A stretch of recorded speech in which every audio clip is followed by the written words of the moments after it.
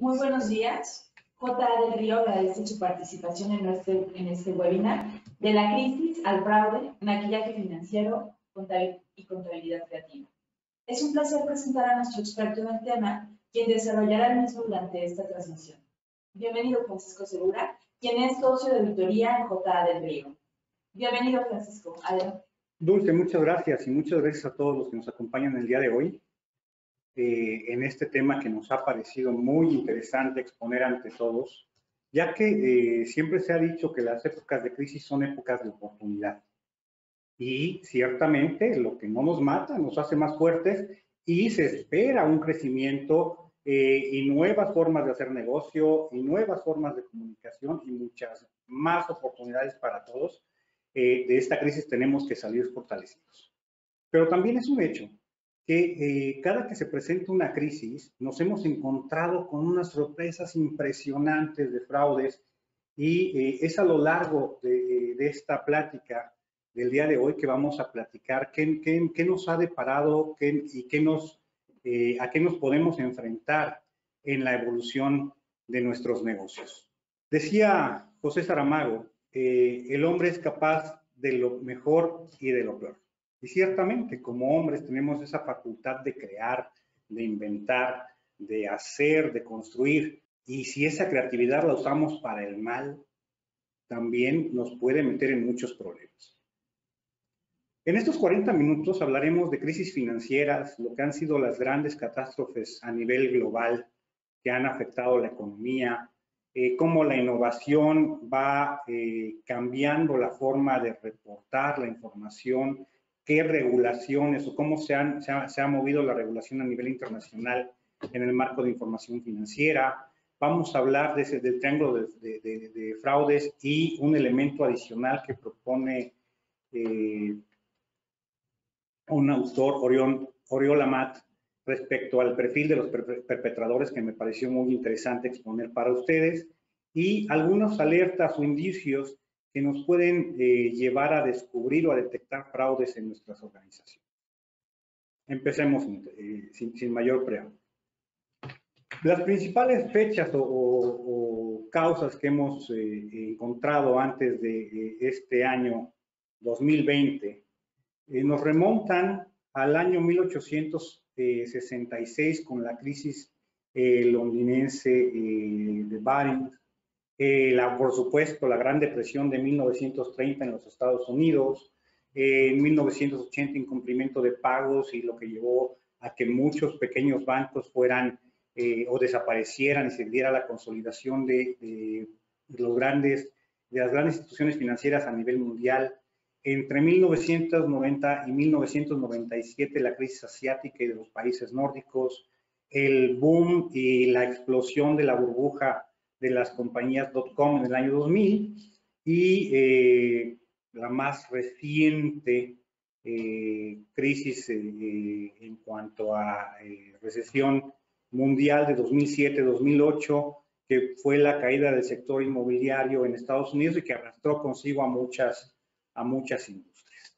Hablando de 1866, tendríamos que hacer memoria de el Banco de Inglaterra, centro del sistema financiero mundial para entonces, tuvo un colapso importante, ya que había muchos bancos que ofrecían créditos comerciales y que, dado la declaración de quiebra de Barings en 1866, de hecho, esos bancos pequeños perdieron la posibilidad de conseguir fondos, por lo tanto, se volvieron insolventes y no pudieron hacer frente a las obligaciones y a los reclamos de sus inversionistas por recuperar sus recursos. Es por esto que a partir de 1890, cuando surgen las grandes pérdidas de los bancos en Argentina, Barings tenía en aquel entonces una inversión muy fuerte en minas y reportó que estaban llevándose a cabo cuando realmente no era así, pues vinieron más regulaciones por parte de los banqueros para renegociar la deuda vencida y entonces hubo una suspensión general de pagos. Posteriormente, En 1929, con el llamado Jueves Negro y el colapso de Wall Street, se viene la Gran Depresión de la economía de los años 30. En aquel entonces, Roosevelt tuvo que establecer nuevos mecanismos que impidieran crisis financieras. La ciencia cierta decir que fue una reacción tardía o fue un efecto de cómo se estaba globalizando la economía en este año todavía no era un hecho. Sin embargo, es importante señalar que esto provocó la caída completa del sector financiero y aunado a esto había el surgimiento de nuevas industrias como la automotriz, la radio, y pese a los esfuerzos por estabilizar el sector bursátil, hubo una caída en las bolsas. Es entonces que en 1932, cuando la economía toca fondo, se había perdido el 90% del valor de las acciones. Y este punto en particular marcó la creación de la SEC, la Securities and Exchange Commission en Estados Unidos, que es el organismo que se encarga de regular y de normar los requerimientos de información de todas aquellas compañías públicas, de todas aquellas compañías que cotizan en bolsa, y esta tendencia fue seguida por las distintas bolsas a lo largo del mundo. Posteriormente, ya en años más recientes, en 1985 había en Estados Unidos fondos de ahorro y préstamo, o conocidos como S&L, que ofrecían instituciones, eran instituciones que ofrecían créditos, perdón, hipotecas, y recibían depósitos de pequeños inversionistas, es decir, aquellos buenos ahorradores habían decidido poner su dinero a disposición del público en general a través de estas casas de bolsa o pequeños ahorradores. También tuvo su colapso y la bancarrota de S&L en 1985 dio al traste con muchas de estas instituciones y vuelven nuevamente los cuestionamientos sobre si se estaba informando adecuadamente la situación financiera de las instituciones, qué medidas había que seguir para regular la actividad económica y proteger a los ahorradores. En este caso, en 1985, el costo del rescate tan solo en Estados Unidos fue de $150,000 millones. Para 1987, en octubre, la bolsa de valores sufrió una nueva caída, la bolsa de valores de Estados Unidos, y el índice Dow Jones bajó el 22%. Este efecto tuvo un arrastre en las bolsas europeas y en la bolsa japonesa, que también sufrieron grandes pérdidas. Uno de las causas posibles de que esto hubiera sido ya un contagio se debe también a que eran años en los que ya los sistemas computarizados para la compraventa de acciones, de valores en la bolsa, estaba ya poniéndose en operación, de forma tal que el compartir información era mucho más rápido que leerla en los diarios, a veces con una semana, con 2, 3 días de retraso. Esta información se vuelve con la puesta en marcha de las tecnologías de la información a nivel global, el Internet, mucho más rápida, y hace que el nerviosismo de un país o de una cierta localidad se contagie a todo el mundo. Para 1998, la empresa Long Term Capital, que fue fundada por un par de premios Nobel, Myron Eccles y Robert Merton, quienes apostaban a que en el largo plazo las tasas de interés se tenían que igualar en todo el mundo. Sin embargo, ellos no contaban con que en 1998 a nuestros amigos de Rusia y de Brasil se les ocurrió declarar suspensión de pagos de los bonos gubernamentales, lo cual trajo presión en las tasas de interés en agosto de 1998, y los inversionistas sacan su inversión los títulos oficiales, no solo de Rusia, sino de otros países. Hablamos nuevamente del tema de globalización y entonces países que no tenían los fondos para hacer frente a estas obligaciones se ven enfrascados en una crisis para retener capitales. Llegamos así al nuevo milenio. El nuevo milenio y la amenaza del fin del mundo y el problema del cambio de fechas que todo el mundo temíamos en términos de Internet, al final tuvo una repercusión con el estallamiento de las compañías o de la burbuja que habían creado las compañías .com que se cotizaban en el mercado Nasdaq. Estas compañías virtuales lo tenían o prometían grandes resultados, y a lo mejor hoy los podemos ver, un Google, un Facebook, un Amazon, compañías que nacieron en la nube, pero que en aquel momento presentaban grandes expectativas, pero no tenían utilidades. Entonces sus valores, sus acciones estaban inflando sin un soporte real de beneficios. Esto, dado el nerviosismo del mercado nuevamente, hace estallar la burbuja en marzo de 2002 y el índice Nasdaq cae para entonces 78%. Colapso total nuevamente de la economía e incertidumbre y nerviosismo por todos lados. ¿Qué podemos aprender? ¿O qué nos ha dejado esta historia de crisis financieras y que realmente podríamos replicar lo que estamos viviendo hoy? Uno, la globalización ha incrementado la frecuencia y la propagación de las crisis financieras, pero no necesariamente su gravedad. ¿Sí? Cada vez vemos, creo que este año podremos decir que, escuchaba en la mañana, ya hay una recuperación parcial de las bolsas, de los índices financieros en Estados Unidos. El IPC en México no va todavía tan bien, Europa se está recuperando, a diferencia de lo que nos pasó en 2008, que nos tardamos varios años en recuperarnos, ¿no? Otra lección es que la intervención temprana de los bancos centrales es más efectiva para contener las acciones o las crisis que las acciones tardías que se realizaban en el pasado.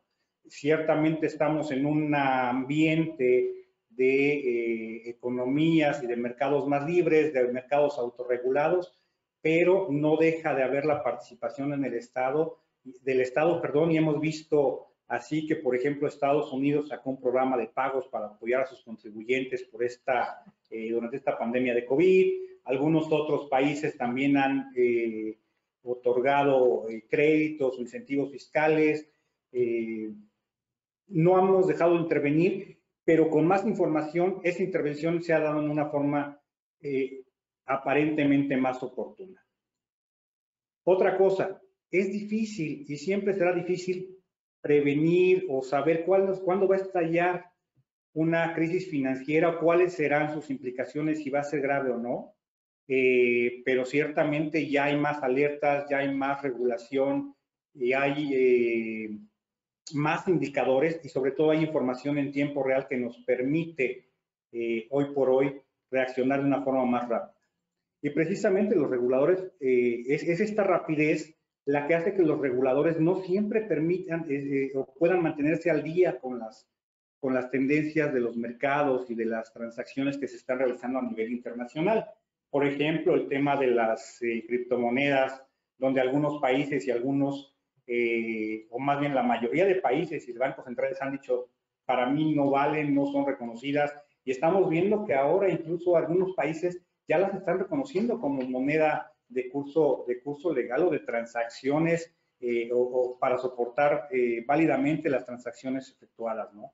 Tienen todavía muchos temas sobre qué los respalda, sobre si al no estar en un sistema regulado podrían precisamente dar cabida a transacciones ilícitas, a hechos de fraude. Ya lo veremos. La normatividad, por lo pronto, nos dice que si son transacciones que se llevan a cabo con un fin específico, es válido registrarlas en contabilidad. Si son transacciones que realmente se hacen por efectos de especulación, esas no deberían estar en los estados financieros y sin embargo podrían tener, y de hecho tienen, una implicación en la vida económica de nuestras empresas. Pero hablemos del fraude y creo que en ese sentido una de las autoridades a nivel internacional es la Asociación de Examinadores Certificados de Fraude, o ACFE por sus siglas en inglés, y esta institución cataloga en términos generales, muy generales, 3 tipos de fraude: el robo de activos, la corrupción y el maquillaje contable.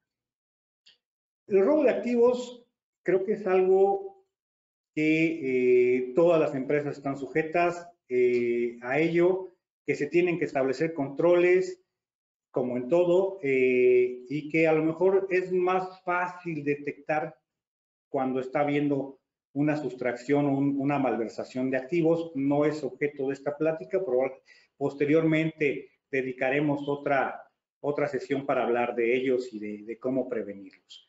El tema de la corrupción es un tema que ha afectado a todos los países, a unos más, otros menos. Unos dicen que ya la tienen controlada, otros sabemos o estamos catalogados muy desafortunadamente como países con altos índices de corrupción.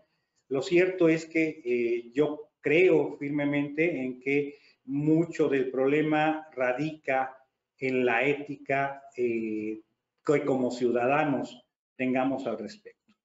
Y el maquillaje contable, que es sobre lo que versa la plática del día de hoy, habla precisamente sobre cómo es que se manipula la información que se le provee a los usuarios, a los inversionistas, a los dueños, a los administradores, para presentar una situación que no está acorde con la realidad de la empresa. Pero incluso en esa realidad hay temas que tenemos que atacar. La ACFE define el maquillaje contable como el proceso para intervenir en la elaboración de los estados financieros o de la información financiera con el objeto de conseguir que las cuentas presenten una imagen distinta a la que ofrecerían si no se hubiera practicado dicha manipulación.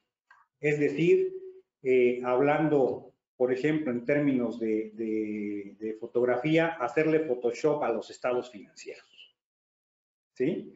La intención clara es conseguir que las cuentas reflejen lo que les interesa a los directivos o a los administradores o a los dueños de estos estados financieros, presentar una cara distinta de nuestras empresas. Consecuentemente, podemos hablar de distintos tipos de maquillaje financiero, de maquillaje contable.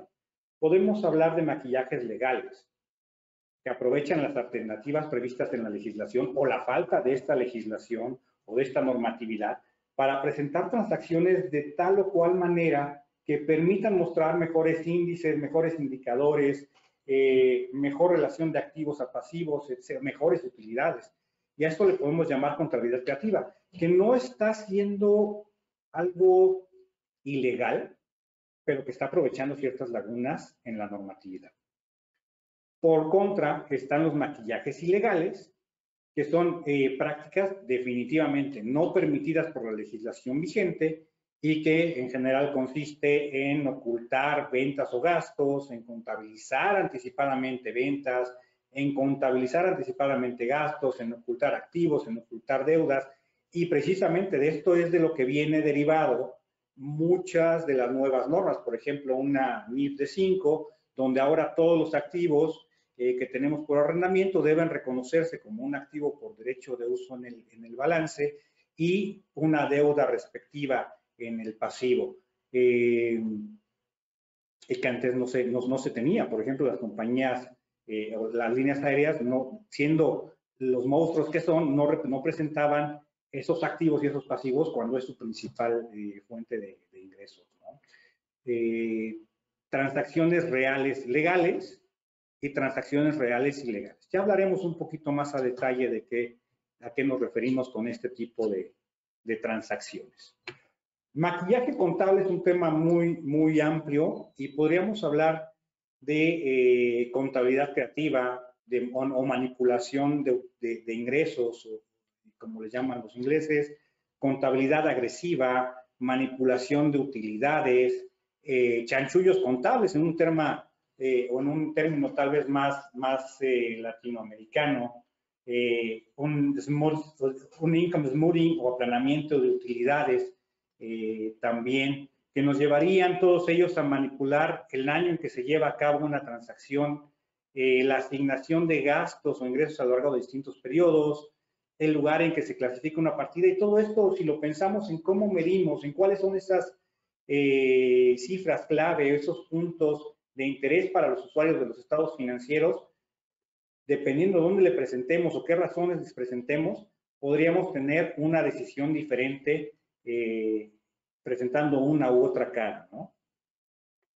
El window dressing, este término me lo encontré investigando y se refiere en una traducción literal, a poner el aparador, a maquillar a la novia, diría yo, hacerla que se vea bonita para poder venderla, por ejemplo.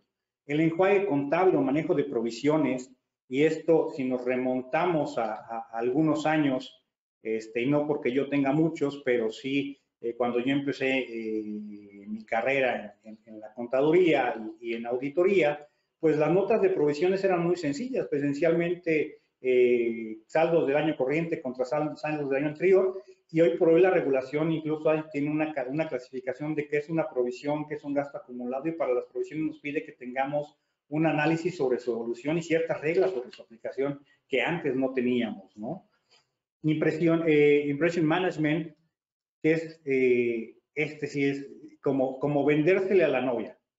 Presentar siempre la mejor cara, hacer énfasis en los resultados positivos, con gráficas, con datos, y los resultados negativos, no esconderlos, pero hacerlos menos. Es decir, ahí están, pero mira, esto es lo bueno, con el objeto de causar precisamente esa buena impresión para los usuarios de la información financiera. Con este antecedente, hablemos de los fraudes en la historia financiera de la humanidad, que como lo dije, no son nuevos. Hablemos de causas y efectos y cómo esto ha repercutido en la regulación de los reportes de información financiera. Y miren qué tan lejos nos vamos, al antiguo Egipto.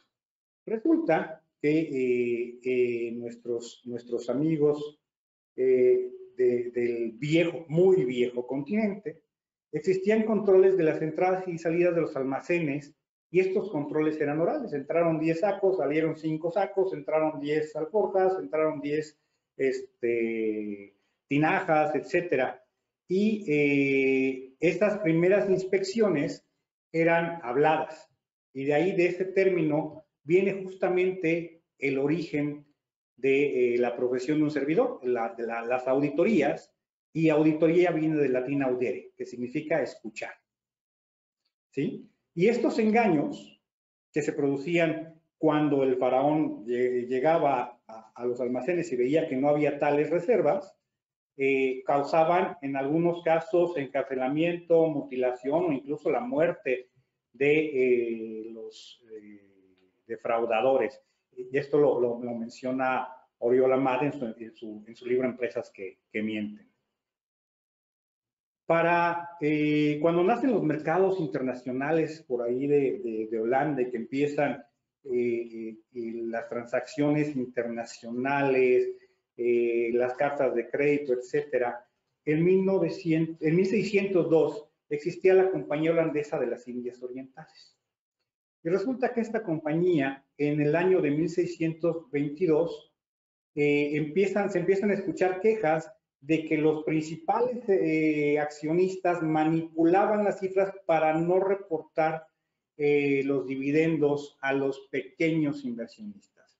Y entonces esta minoría van con el regulador, le dicen, oye, acá nuestros socios no nos están reportando adecuadamente y no podemos hacer nada, por favor, oblígalos. Y es entonces que nacen las primeras obligaciones y requisitos de reportar. En 1711 surge la quiebra de South Sea Company, que es una compañía que había invertido en minas de oro en el Perú y pagaba dividendos al nivel del 12% más o menos en forma anual, pero que estaba en quiebra. ¿Por qué? Lo que estaba haciendo esta empresa era reportar que ya estaban operando las minas que se tenían y los valores que estaban reportados en las bolsas de inversión en Estados Unidos, cuando no era así. Entonces, cuando los inversionistas pierden su retorno un buen año, no pueden pagar y se descubre todo este fraude.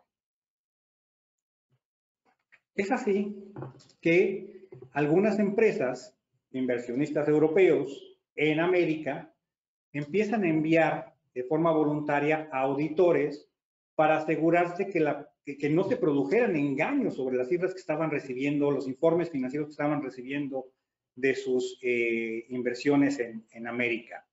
Y a partir de 1880, los capitalistas escoceses e ingleses que invertían en bolsas piden que se les entreguen reportes financieros fiables.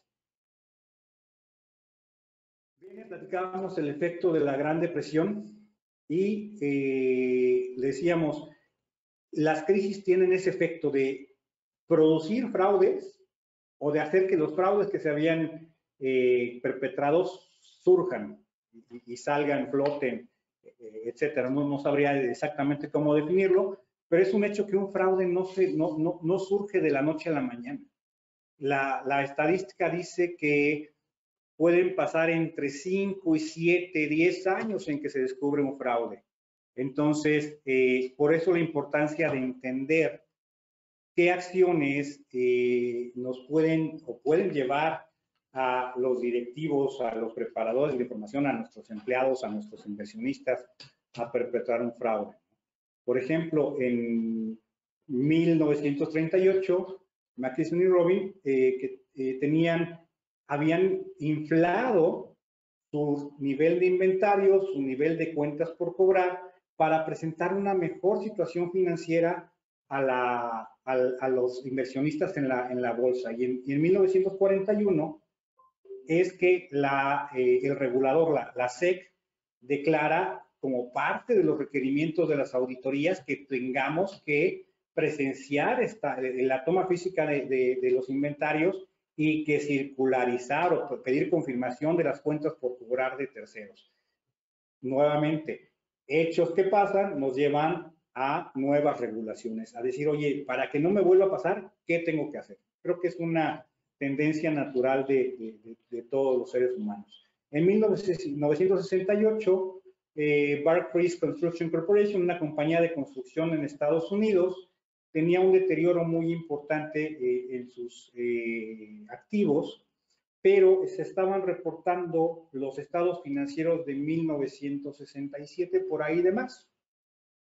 Oye, pues si estoy reportando los estados financieros de 1967, resulta que yo te informo, yo auditor te informo que los estados financieros que te están presentando son razonables y representan la situación financiera y los resultados de operación a esta fecha. Oye, sí, pero nada más unos mesecitos después de que presentas tu informe de auditoría, resulta que la compañía se declara en quiebra. ¿Qué pasó? Ah, pues había deterioros ya conocidos que no se habían reportado o que se originaron durante los primeros meses de 1968 y entonces viene una nueva regulación. Ahora la obligación para los auditores de asegurarse de que los estados financieros sigan siendo razonables a la fecha en que se rinde el informe.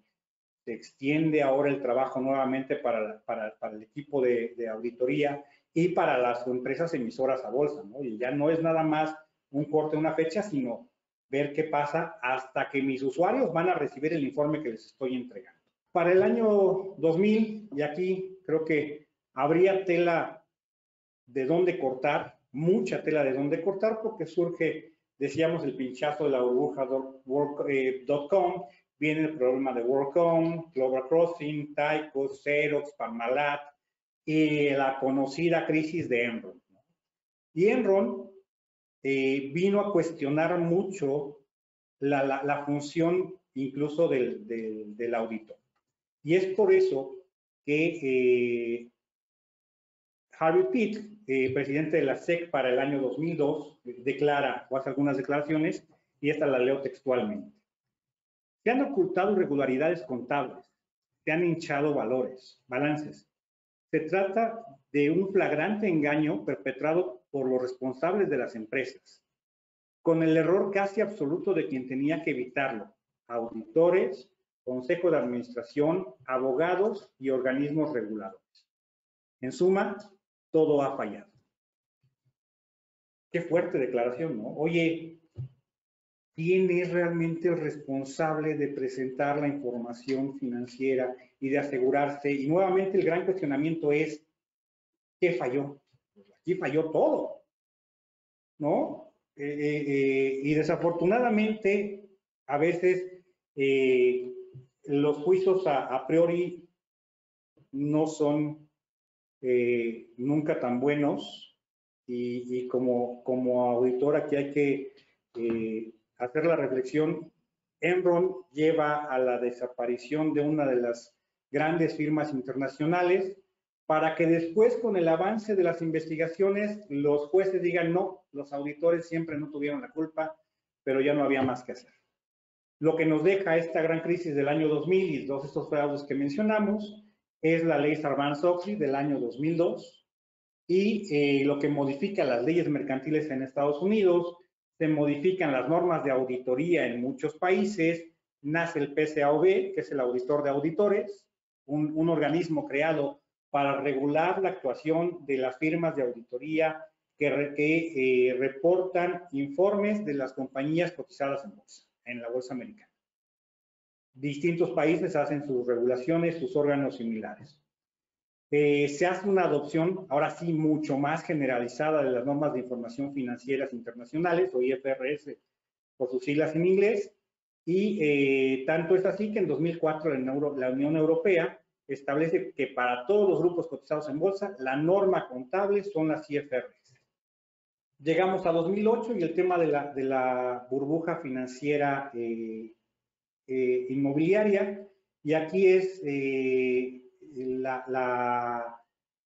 nuevamente la presentación o la sensación de que la información que estábamos presentando no es real. Hay una mala valoración de las deudas, hay una incorrecta estimación de ingresos, hay deficiencias en información sobre registros, y empiezan nuevamente las normas de información financiera a evolucionar, y hoy tenemos una nueva forma de reconocer ingresos y de reconocer obligaciones con clientes y proveedores, etcétera.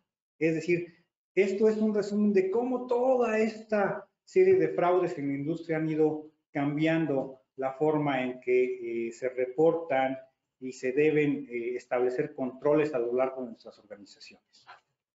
La pregunta que yo les haría a ustedes es, ¿le mentirían a su médico? Creo que nos haríamos un mal. Pero ¿cuál es la responsabilidad del auditor? Porque creo que es un punto muy importante de aclarar.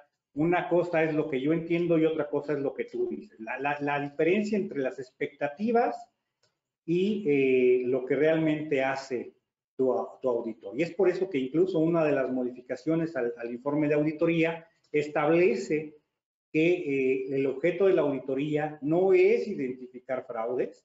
Sin embargo, el auditor tiene que estar atento a que esos fraudes puedan estarse llevando a cabo. Y es esto donde ligamos oye, hay fraudes que pueden hacerse de forma legal y hay fraudes que pueden hacerse de forma ilegal. Lo que un auditor evalúa en términos de la norma de las normas de auditoría y de las normas contables es que hay una imagen fiel de la situación patrimonial, que los activos son activos, que los pasivos efectivamente representan deudas y están todas las deudas que deben representar, que el capital incluye todos los derechos y obligaciones de los accionistas, que los ingresos son efectivos, son cobrables, son realizables, no cobrables, que los gastos fueron efectivamente realizados y que corresponden a la entidad, no al accionista, no a su hermano, no a nadie más que a la entidad que se está reportando. Bajo los ojos o el filtro de un marco normativo contable, que eso es a veces lo que se pierde de vista. Y es por eso que el PCAOB controla la calidad de esas auditorías. ¿Dónde está el problema? Que el principal punto que reporta el PCAOB como deficiencias dentro de las auditorías están relacionadas con temas de evaluaciones de control interno, de estimaciones contables y de muestreos. Como un denominador, juicio y entrenamiento.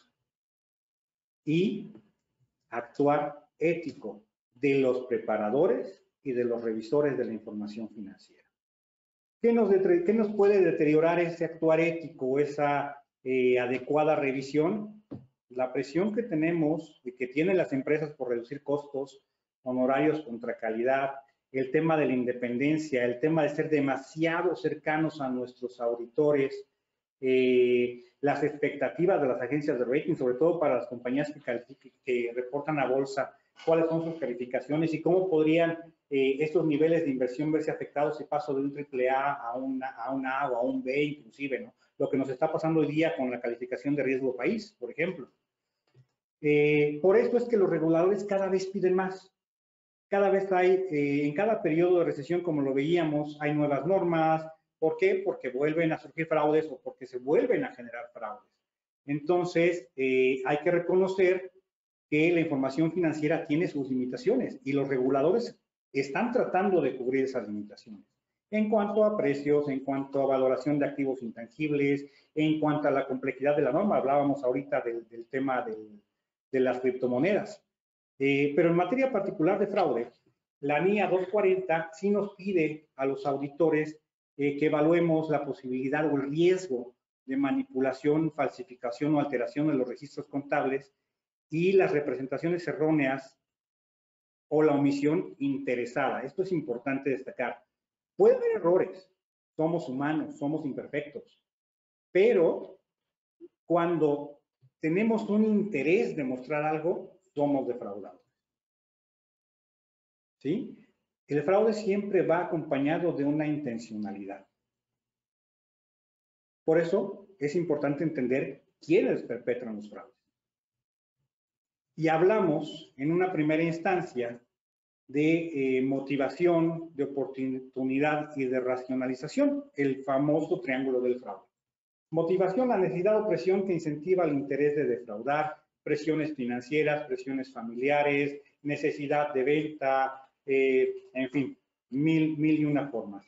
La oportunidad, qué tan fácil es para mí hacerme de un activo, sustraer dinero de la empresa, esos pequeños robos hormiga que a veces son hasta aceptables. Una frase de los negocios es, si un negocio no te da para que te roben, no es negocio. Yo creo que un negocio no debería tener oportunidad de que te roben si se establecen los buenos controles y aún así ser negocio, ¿no? La racionalización, ¿qué justifica en la mente del perpetrador, de quien realiza el fraude, el que se puede llevar a cabo, que se debe llevar a cabo? Oriola Mad en su libro Empresas que mienten agrega un cuarto elemento y denomina esto la puerta del fraude, el perfil del defraudador. ¿Qué capacidad tiene? ¿Qué nivel tiene la organización? ¿Qué tan arrogante es? ¿Cuáles son sus intenciones? Porque a veces ese mostrar cifras poco fidedignas no tiene que ver con el robar o hacerse de algo, sino demostrar buenos resultados, de demostrar poder, y ahorita lo vamos a platicar con más detalle. Lo cierto es que en ambos casos, tanto fraude como maquillaje financiero, la intención es engañar. Y a menudo responden a dificultades financieras. Y dejémoslo así, dificultades financieras de la empresa, necesidad de obtener préstamos, necesidad de atraer nuevos inversionistas o de los empleados, presiones por colegiaturas, por hipotecas, por familiares enfermos, etc. Alcanzar bonos, lo cual nos lleva a esta distorsión de los estados financieros. Pero el gran efecto, ¿cuál es?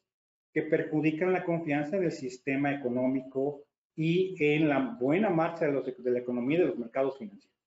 El mercado en el que no se puede confiar, no recibe inversión y el financiamiento que reciben, los recursos que reciben, los reciben a un precio mucho más caro. Vean cómo están las tasas de interés en México contra otros países, o en Colombia, o en Latinoamérica, Estados Unidos, Europa, etcétera.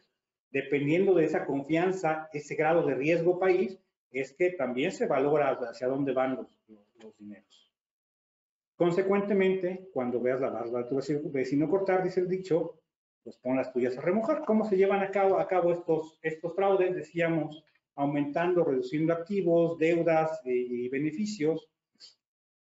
Y la contabilización de ventas ficticias fue y ha sido por mucho tiempo uno de los fraudes contables más extendidos. Es decir, yo reporto más beneficios para reportar más utilidad y entonces decir soy una empresa altamente rentable, puedo hacer frente a deudas contraídas, soy una buena opción de inversión, los ejecutivos están logrando las metas que se les plantearon, van bonos, van recursos, etcétera, ¿no?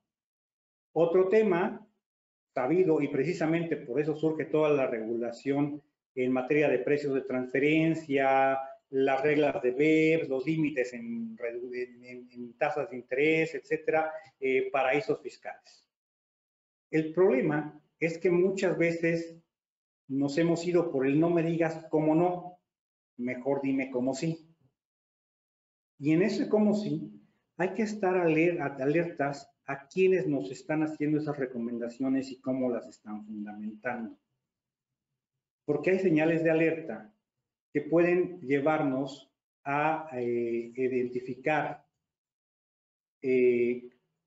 ciertas acciones antes de que se cometan los fraudes. Con el tema de motivación y oportunidad hablábamos de qué tan agresivos son las metas que le pongo a los directivos para tener sus bonos trimestrales, anuales, cuáles son las medidas que como empresa tengo en materia de control, código de ética, línea de apoyo o línea de estas llamadas hotlines, que son líneas de alerta. No sé si lo sabían, pero la mayoría de los fraudes no se descubren por efectos o por el curso de una auditoría. Muchas se descubren por denuncias anónimas. Algunos otros por casualidad. Oye, ¿cuánto tiene mi directivo sin irse de vacaciones? ¿Cuánto tiene el contador, el encargado de cuentas por pagar sin tomar 2, 3 días fuera? ¿No? Oye, ese encargado de cuentas por cobrar que nada más trata con ese proveedor, ¿es el indicado? Hay que estar alerta a eso. Motivaciones personales, dependencias importantes, decíamos hipotecas, colegiaturas, enfermedades, miles, ¿no? Situación financiera, bonos agresivos, la oportunidad, relaciones estrechas con clientes y proveedores, la antigüedad. Oye, es el contador, tiene 30 años en la empresa, o sea, ya nadie lo supervisa porque pues, es de toda la confianza del dueño. Y acuérdense que dice el dicho que hasta el más honrado en arca abierta, hasta el más justo peca, o algo así. Por eso hay que estar muy atentos en nuestros empleados en cuanto a qué razones tienen y podrían ser, fíjense ahora en el tiempos de pandemia, oye, estoy mal pagado, me explotan, me están pidiendo mucho trabajo y no me remuneran adecuadamente, pues no está mal que me lleve 5 o 6 paquetes de hojas, la calculadora, esos robos hormiga, al final también son robos, son fraudes, o no está mal que contabilice más ventas para lograr mi bono. Pensémoslo. El perfil de la persona. Oye, directivos con historia de fraude, ¿qué tanto estamos investigando a las nuevas posiciones que llegan a trabajar con nosotros? Y dicen por ahí que los alacranes nunca andan solos, pues igual las personas que hacen fraude usualmente no trabajan solas, porque se requiere de la idea de cubrir registros, de obtener facturas, de mover dineros. Entonces, segregación de funciones es un punto importante. Alguien con un estilo de vida muy lujoso que no va de acuerdo con su ingreso. Y escuchemos ahora, por ejemplo, todos los casos de escándalos que se han estado dando, y aquí no voy a entrar en detalles, o una persona muy exitosa. A veces dicen que el éxito emborracha, y esto fue lo que le pasó al directivo de Parmalat. donde, oye, un empresario, un directivo muy exitoso que de repente hacía fiestas lujosas, se iba de vacaciones y estaba ocultando cifras. ¿Por qué? Porque parte de su imagen era eso, oye, doy muy buenos resultados y me permite llevar toda esta vida de lujo. En temas organizacionales, nuestras empresas, ¿por qué pudieran verse motivadas a este maquillaje financiero? Por dificultades en financiamiento. Decíamos, oye, ahorita estoy pasando aceite para poder mantener mi operación, necesito presentar una mejor cara. Pues vamos a meterle a lo mejor más activos, vamos a reducir las deudas, vamos a bajar nuestras provisiones, entonces nuestro nivel de apalancamiento ya no se ve tan fuerte. Motivación para empeorar. Y cuando lo leí dije, caray, ¿a quién no le gusta presentar una buena cara? Pues resulta que sí. ¿Qué tal? ¿Qué pasa si hablamos, por ejemplo, de pagar impuestos? ¿Cuántas empresas están motivadas a meter transacciones fantasmas por no pagar impuestos? O a frenar demandas de incremento salarial. Oye, mira, la empresa está mal, ¿cómo te puedo pagar? Tengo muchas deudas, los márgenes son muy pequeñitos, no hay forma de que esto incremente. Conflictos entre accionistas, les hablaba yo de los inversionistas holandeses por allá de 1600, donde la minoría no tenía a lo mejor voz, pero poco voto y poca información. Esos son ejemplos claros de lo que puede estar pasando. ¿Dónde se abren las oportunidades en las organizaciones? Definitivamente un control defectuoso es la puerta más grande al fraude. Ausencia de auditoría interna, empresas que no tienen la seriedad adecuada de funciones, la comunicación con sus auditores, un auditor no cualificado, y aquí, por ejemplo, códigos de ética o políticas contables no establecidas, que de esas, desafortunadamente, en los pequeños negocios familiares o los grandes negocios familiares que se han mantenido así, este gobierno organizacional a veces no es tan robusto como debería. La racionalidad, ya la hemos discutido mucho, el tema del crédito, el tema de la inversión, enviar buenas señales. A lo mejor estoy planeando una venta, pues estoy planeando una venta, vale la pena presentar buenos números. El perfil de las entidades, oye, ¿cómo estoy contra mi competencia? ¿Cómo está el sector en el que estoy operando? ¿Estoy muy regulado? ¿Estoy poco regulado? Etcétera. Cuando ya se dio el engaño, dices, ok, estos son temas de prevención de los que hemos hablado. ¿Qué pasa cuando ya se dio el engaño? Oye, pues cambia, hay mucha rotación de repente en la empresa, hay cambios frecuentes de asesores legales, hay cambios frecuentes o discusiones con los auditores, hay sanciones fiscales continuas, incumplimiento en el pago de impuestos, relaciones inapropiadas. De repente, ese tirante entre el contador, el contralor y el auditor sí, los auditores tenemos fama de ser un poquito nada más necios. A veces no todo es culpa. Siempre digo yo, hay que oír las dos, o hay que ver las dos caras de la moneda. Va la siguiente pregunta. Con todo lo que hemos expuesto, ¿podríamos decir que los números no mienten? Creo que precisamente ese es el punto, que los números han mentido. Entonces, indicadores no financieros que podemos tener como alertas es puntos de venta. Hoy tenemos un incremento de ventas, pero no hemos aumentado nuestros puntos de venta, no hemos invertido más en metros cuadrados, no tenemos más vendedores, no tenemos más distribuidores. ¿Cómo lo hicimos? De repente dimos al clavo y si vendía mascarillas, pues tienes una razón porque se incrementó, a lo mejor no el punto de venta, pero el mercado está demandándolo más. Pero si es un producto que el mercado no está demandando y que te están presentando ventas adicionales, dices, caray, como que no suena. Reducción de costos. Oye, estoy reduciendo costos, pero no reduje planta, no reduje personal. ¿Qué hice? Mira, pero es que estoy invirtiendo en activos. Pues a lo mejor una parte de estos gastos los estoy llevando al balance cuando deberían estar en el estado de resultados. Nuevamente, contabilidad creativa. Si los números hablaran, nos dirían, y nos lo han dicho muchas veces, la auditoría no es infalible, pero hay que leer la opinión de auditoría. O sea, el auditor, y créanlo, no es solamente revisarlo, hay que entender qué nos está queriendo decir el auditor. hablábamos de defraudación legal, por ejemplo, dependiendo del marco aplicable. ¿Qué me diría una empresa maquiladora en México que reconoce sus estados financieros bajo IFRS, donde el pasivo laboral se reconoce solo por prima de antigüedad, pero no por indemnización, y otra que reconoce su información financiera bajo norma mexicana, donde la reserva de indemnización es obligatoria, y para medir sus operaciones o su ingreso por maquila, tiene que presentar los costos y gastos que registró en su estado de resultados.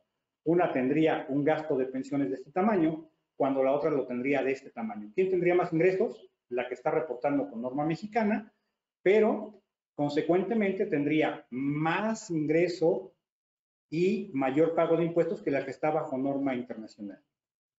Eso es legal. Los revisores, incluidos los usuarios de los estados financieros, tienen que usar procedimientos analíticos. ¿Por qué? Porque no pueden revisar todo. Entonces, ese tipo de ratios de salidas de activos, de transacciones, de activos por impuestos diferidos, de exceso de registros al final del año, de discordancia entre variaciones de clientes, de proveedores. Oye, vendí mucho, pero mis almacenes siguen altos. Ah, caray. O compraste mucho y tienes que tener mucho costo, o de dónde sacaste para vender, por ejemplo. Todos estos tipos de razones hay que entenderlas, hay que entrenarnos para leerlas adecuadamente. Pero no es solo el balance. El estado de resultados siempre nos dará también una respuesta, ¿no? Oye, ¿cómo se están moviendo mis márgenes?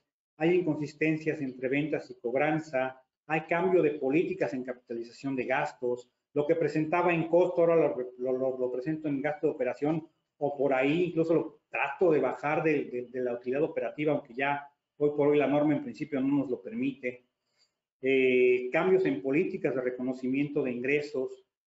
Todos estos son indicadores que podrían llevarnos a detectar o darnos señales de fraude. Por ejemplo, otro que pocas empresas le hacen caso, oye, gastos no deducibles. Dices, bueno, ya el riesgo lo tengo, no voy a tener que pagar impuestos por los gastos que son no deducibles, que no reúnen requisitos fiscales, pero realmente ese es el problema, que no reúnan requisitos fiscales, o son gastos que no debía haber hecho. Se los dejo de tarea. Algunos otros indicadores en el flujo de efectivo, cómo va mi EBITDA contra mi flujo de operación, cómo van mis razones de liquidez, de endeudamiento, de plazo, en fin. Estos son solo algunas de las alertas que tenemos que tener presentes en nuestra evaluación de la información financiera que como auditores, como contadores, como administradores, comisarios, accionistas, inversionistas, compradores, abogados, etcétera, nos presentan las entidades con las que estamos haciendo negocios. Termino aquí y nuevamente muchas gracias por su atención y por su participación. Espero verlos pronto en un segundo webinar. Creo que este tema de fraudes podría darnos para mucho. En sus preguntas, igual sugiéranos algunos temas, háganos saber sus inquietudes y con gusto las atendemos.